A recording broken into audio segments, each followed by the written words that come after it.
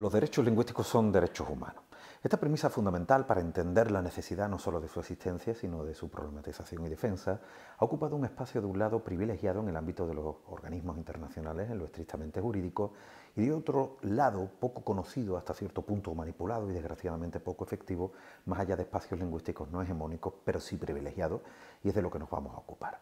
Esta ponencia se desarrolla dentro del cuarto Congreso Internacional Nodos del Conocimiento y específicamente en el nodo temático sobre lingüística y dentro de este en el simposio Sociolingüística y Análisis del Discurso, Comunicación, Política y Poder. Aquí vamos a ocuparnos de problematizar el concepto y el fundamento epistemológico de los derechos lingüísticos con un enfoque crítico, poniendo el acento en aquello que atraviesa la conceptualización misma de este tipo de derecho humano, en concreto lo lingüístico. Aquí vamos a ocuparnos de problematizar el concepto y el fundamento epistemológico de los derechos lingüísticos con un enfoque crítico, poniendo el acento en aquello que atraviesa la conceptualización misma de este tipo de derecho humano, en concreto lo lingüístico,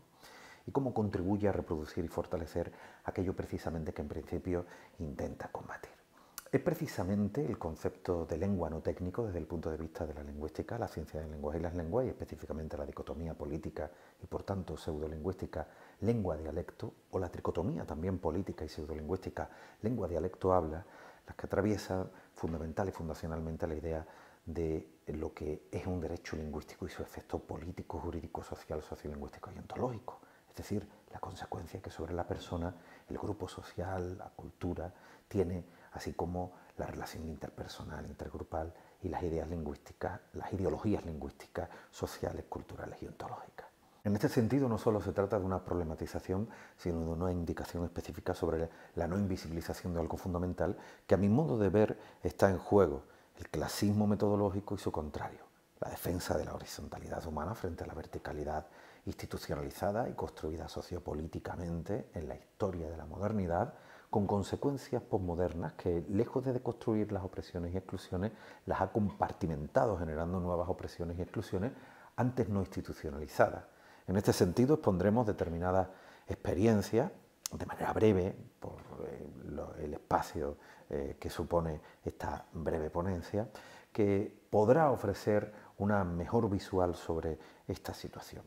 En virtud de lo indicado, vamos a establecer una necesidad tanto epistémica como política de lo que hemos dado en llamar derecho sociolingüístico, poniendo en el centro del debate a la persona, a los grupos sociales y las culturas, a diferencia de los planteamientos clásicos que aún atraviesan los enfoques posmodernos, que, a pesar de reconocer la diversidad lingüística y los derechos lingüísticos de las minorías, no terminan de superar las jerarquizaciones lingüísticas, sociales, culturales y ontológicas, debido precisamente al concepto de lengua político y la ideología de la estandarización, el nacionalismo metodológico hegemónico y otros aspectos también heredados de la construcción del Estado-Nación y la tradición gramatical. Los derechos lingüísticos son una parte fundamental de los derechos humanos, es decir, que forman parte del conjunto de normas que protegen la dignidad de la persona desde diversos puntos de vista, según podemos inferir de la Declaración Universal de los Derechos Humanos de 1948 y la Declaración Universal de los Derechos Lingüísticos de 1998. En la primera se indica que esto aplica respecto de todos los marcadores posibles, desde el color de piel, el sexo, la ideología política, hasta lo que allí se indica como idioma en el artículo 2. La segunda desarrolla esta cuestión en una declaración específica que apunta al derecho lingüístico como un derecho de la comunidad, de la que el individuo es parte integrante de manera inexorable, cuestión esta que desarrolla en cierto modo también el artículo 29 de la Declaración Universal de los Derechos Humanos. Otros instrumentos de carácter jurídico en el ámbito de la ONU han sido el artículo 27 del Pacto Internacional de Derechos Civiles y Políticos de 1966, la Convención sobre los Derechos del Niño de 1989 a través de sus artículos 17, 29, 30 y 40, la Declaración sobre los Derechos de las Personas pertenecientes a minorías nacionales o étnicas, religiosas y lingüísticas de 1992, la Declaración Universal de la UNESCO sobre la Diversidad Cultural de 2001 o la Declaración de las Naciones Unidas sobre los Derechos de los Pueblos Indígenas de 2007, en sus artículos 13, 14 y 16. Otras instituciones, también de carácter supraestatal, han establecido declaraciones jurídicas similares. Es el caso de la OEA a través de la Convención Americana sobre Derechos Humanos de 1969, el llamado Pacto de San José de Costa Rica, en su artículo primero. La Organización para la Unidad Africana a través de la Carta Africana sobre Derechos Humanos de los Pueblos, en 1981, la Carta de Banjul, en su artículo 2, y en el ámbito de lo que hoy es la Unión Europea, el Convenio Europeo sobre Derechos Humanos, firmado en 1950 y modificado paulatinamente hasta su última versión en 2021 en sus artículos 5, 6 y 14. La Carta Social Europea revisada en 2021, anteriormente redactada en 1996, ratificada por España en 2000, en su artículo 19 y el artículo E de la parte quinta. O la Carta Europea de las Lenguas Minoritarias o Regionales en sus artículos 1 al 14. No todas las autorías que se han dedicado a los derechos lingüísticos han contemplado esta cuestión con respecto a la comunidad. Es el caso de Barents, que desde su lugar de enunciación en 2001, desde su lugar de enunciación epistémico, el derecho, no la lingüística,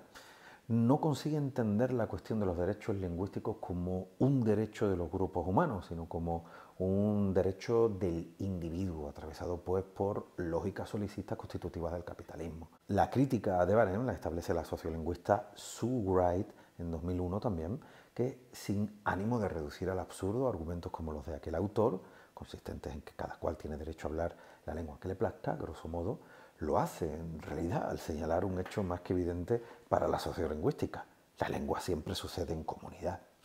Esta idea ya está contemplada en los conceptos de comunidad lingüística del lingüista estructuralista norteamericano Leonard Bloomfield en 1926, desarrollado en la sociolingüística por el sociolingüista norteamericano John Gamper en 1964, quien también habló de comunidad de habla,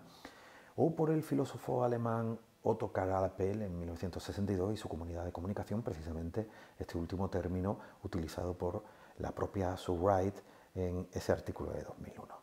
Autorías que han tratado la cuestión explícitamente como derechos humanos lingüísticos o derechos lingüísticos sin más han sido la lingüista finlandesa Tove Skutnakangas o el lingüista británico Robert Phillipson, ambos en una publicación de varias autorías, pero que estas dos autorías coordinan, de 1995 y que precisamente se llama Derechos Humanos Lingüísticos.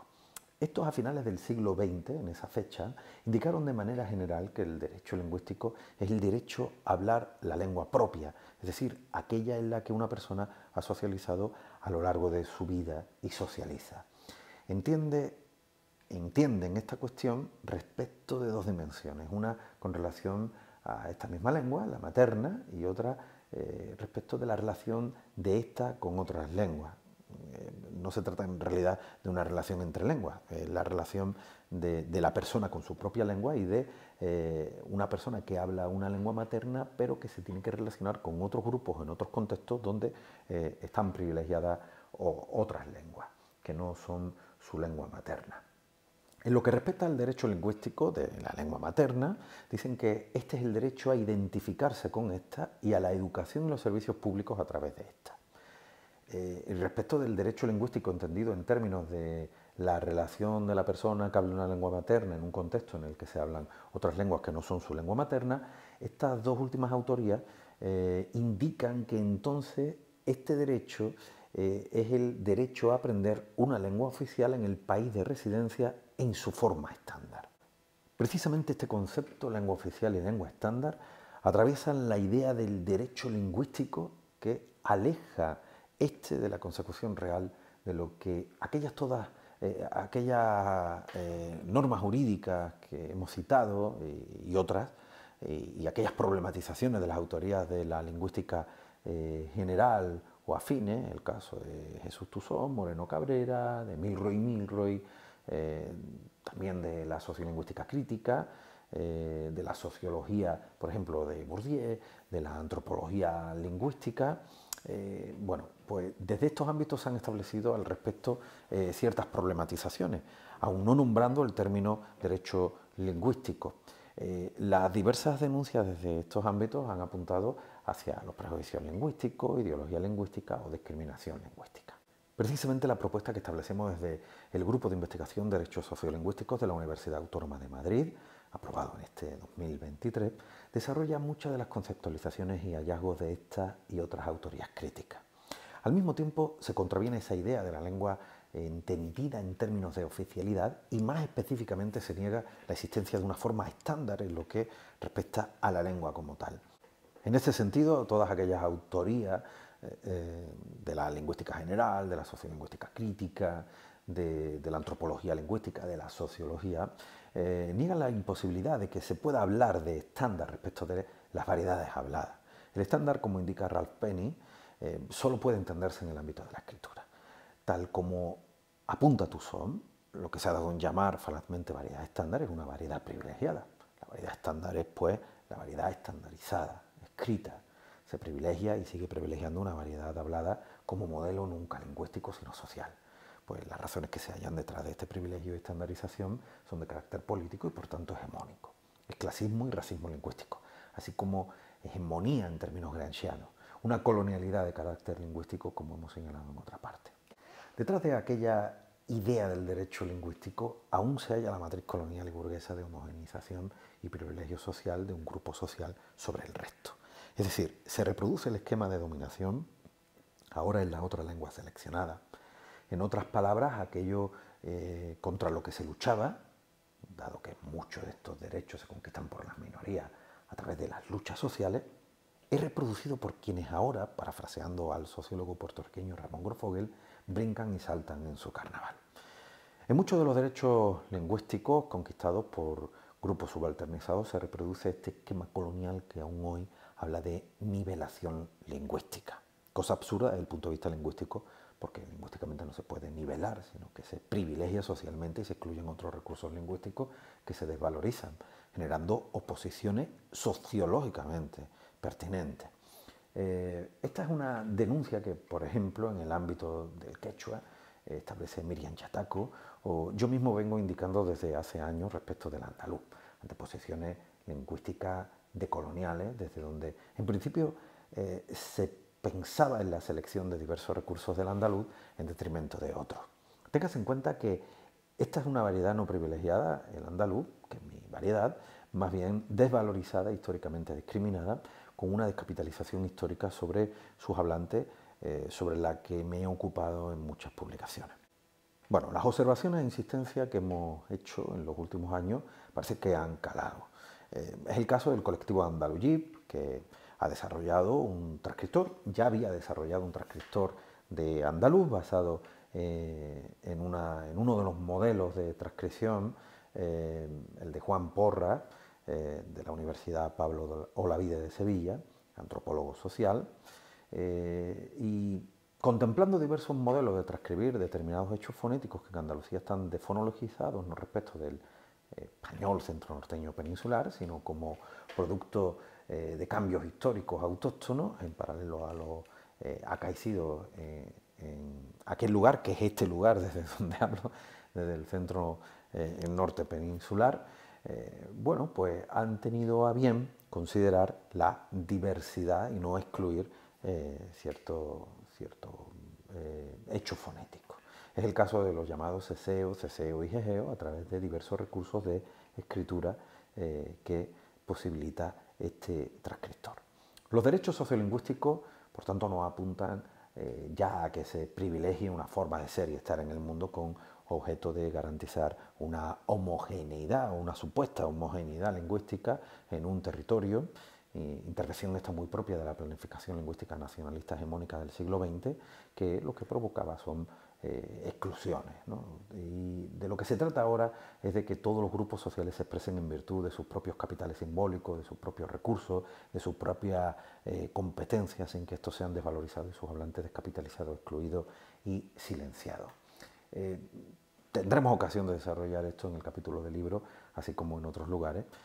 Quedo abierto a las preguntas de las personas participantes en el simposio a través de la plataforma correspondiente, así como también a disposición del resto de personas interesadas que vean esto en las diversas redes donde se comparta, desde YouTube a TikTok, pasando por Instagram, Facebook y otros. Muchas gracias por